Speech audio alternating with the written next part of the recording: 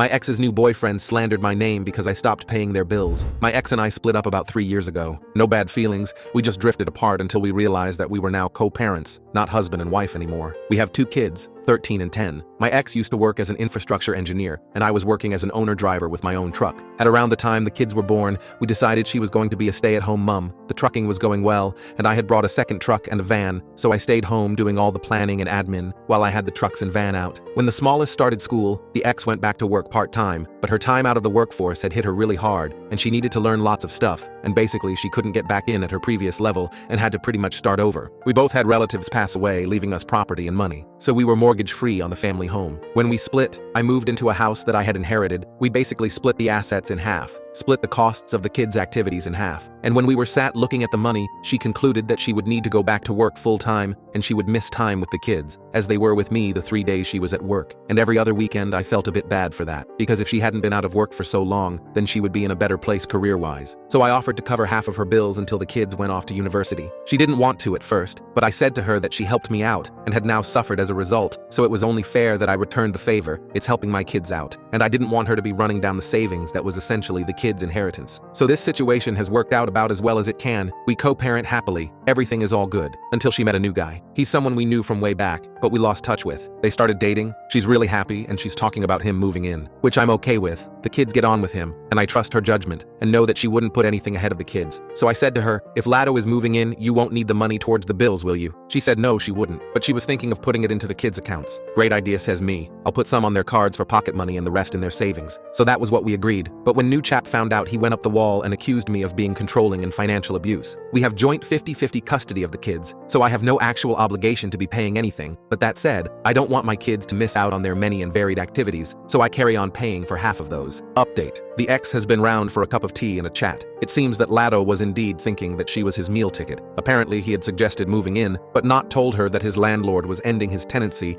on a Section 21 to sell the property. When she started discussing money and his contribution, he asked why when I was paying for the kids. So she told him if he was living there, he needed to chip in, and that if he moved in, she couldn't keep asking for money from me. So she's upset, and I think that's going to be over. In the meantime, he's ranting to anyone that'll listen that I'm the typical evil, jealous ex and controlling her with money.